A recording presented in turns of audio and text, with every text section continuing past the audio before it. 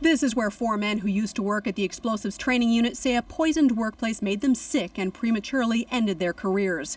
CBC News has agreed to protect their identities by having other people read their words. I just went into a shell, became very, very quiet, and I had to seek psychological help. Integrity is something this former instructor says was in short supply at the explosives training unit. There's no humor to be found doing these kinds of lewd acts in a federal office. We're police officers. Some of the actions of RCMP Staff Sergeant Bruno Salem, who managed the office, and a civilian instructor, Marco Calandrini, were loosely acknowledged in a report handed down last summer. According to the RCMP's adjudication board, between June 2012 and the end of 2013, the employee observed the sergeant lying on the civilian member's desk in the nude, and on one occasion, entered the lunch area less than fully clothed. And another instructor taking a picture of his bare buttocks on his personal cell phone and sending it to another sergeant with the Ottawa Police Service.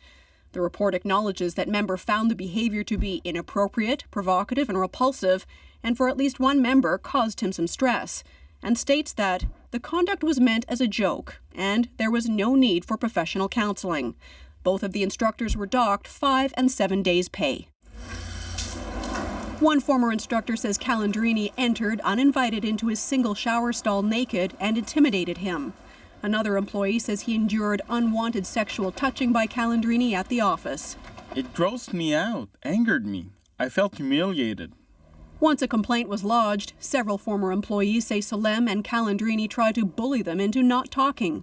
That I didn't see anything, hear anything, that they were never naked in the office, that they never did anything wrong, and were basically all liars. After the end of their suspension, Salem was eventually sent back to the very same unit, this time as an instructor. Meanwhile, the RCMP installed a new boss at the unit, another Mountie with a history. In 2011, an adjudication board reprimanded Staff Sergeant Ron Matthews for downloading pornography at work and recording a striptease at the office on RCMP equipment.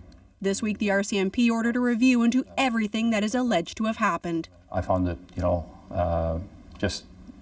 hard to believe that in this day and age that this kind of behavior would take place in our organization or anywhere else. It's just completely unacceptable behavior. It's abhorrent. Yesterday, the RCMP suspended Salem and Calandrini and launched a new investigation into their behavior. Neither one of the men responded to our requests for comment.